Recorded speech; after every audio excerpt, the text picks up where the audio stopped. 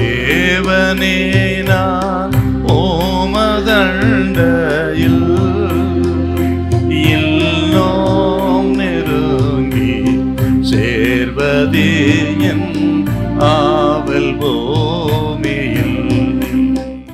சங்கீதம் 63:1 வசனம். தேவனே தேவனே நீர் என்னுடைய தேவன், நீர் என்னுடைய தேவன், அதிகாலமே உம்மை தேடுகிறேன், அதிகாலமே உம்மை தேடுகிறேன். வறண்டதும் விடாய்த்ததும் தண்ணீர் அற்றதுமான நிலத்திலே என் ஆத்துமா உம்மேல் தாகமா இருக்கிறது, என் மாம்சமானது உம்மை வாஞ்சிக்கிறது. இது எங்க சொல்றாருன்னா, வீட்டுல அரண்மனை இருந்துட்டு சொல்லுங்க அவரு. இந்த சங்கீதத்தின் தலைப்பை கொஞ்சம் வாசிங்களேன். தாவீது யூதாவின் வனாந்தரத்தில் இருக்கையில் தாவீது யூதாவின் வனாந்தரத்தில் இருக்கையில் பாடின சங்கீதம். பாடின சங்கீதம். பாத்தீங்களா? எங்க பாடுறாருங்க? யூதாவின் வனாந்தரத்திலே. தன் சொந்த குமாரன் அப்சலோம் எதிரா வந்து ராஜ்யத்தை பிடுங்கிட்டாங்க. அழுது கொண்டே ஜனங்களோடு கூட கீதரோன் ஆற்றை கடந்து இந்த யூதேயாவின் வனாந்தரத்துக்கு வந்துட்டார். அந்த வனாந்தரத்தை குகையில தங்கி இருக்கும் போது தாங்க இப்படி பாடுறார். என்ன அருமையான பக்தன் பார்த்தீங்களா? நம்ம எப்போ பாடுவோம்? எல்லாம் வசதியா இருக்கும் பொழுது. இவரோ வனாந்தர குகையிலே பாடின அருமையான பாடல். ஏன்னு கேட்டீங்கன்னா, அவருக்கு நல்லாவே தெரியும் இந்த வனாந்தரம் என்பது அவர் கொடுக்கிற ஒரு பயிற்சி. தாவீதுக்கு ஆசரிப்பு கூடாரத்துக்குள்ள போக முடியாவிட்டாலும் அவர் வனாந்தரத்தை தங்கிய குகையையே ஆசரிப்பு கூடாரமாக மாத்திட்டாருங்க.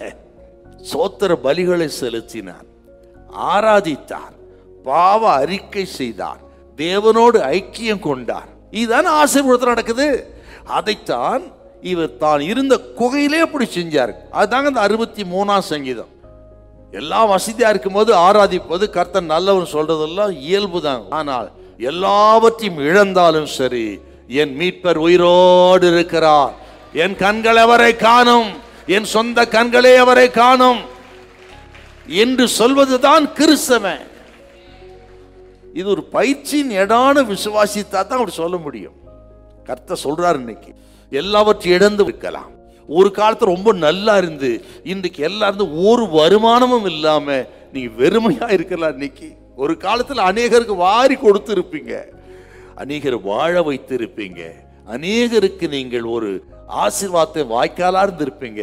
இன்னைக்கு எல்லாவற்றையும் இழந்து வெறுமையாய் வறுமையாய் இருப்பீங்க. உங்களுக்கு ஆண்டவர் சொல்றாருங்க, இந்த நேரத்திலே நீங்கள் ஆண்டவரை துதித்து பாடுவதுதான் ஆவிக்கிற வாழ்க்கை. நீங்கள் சவுண்டா இருக்கிறீங்க, நீங்கள் தான் பலவான்களா இருக்கிறீர்கள். கர்த்தர் உங்கள் வனாந்தரத்தை மாற்றுவார். நீ இழந்து போனதை திரும்ப தருவார். உனக்கு முன்பு இருந்ததை காட்டிலும் மேலாக வைப்பார். உன்னை ஆவிக்கிற நிலைமையிலும் பொருளாதாரத்திலும் இன்னும் மேன்மையாக வைப்பார். இந்த மாதம் ஆசீர்வதிக்கப்பட்ட அற்புதமான மாதமா இருக்கும். இதை செய்து இந்த வார்த்தை உண்மையானது என்பதை கர்த்தர் நிரூபித்து தருவார். நீ இழந்ததை ஒன்று குறையாமல் திருப்பிக் கொள்வாய். ஹல்லேலூயா, ஹல்லேலூயா.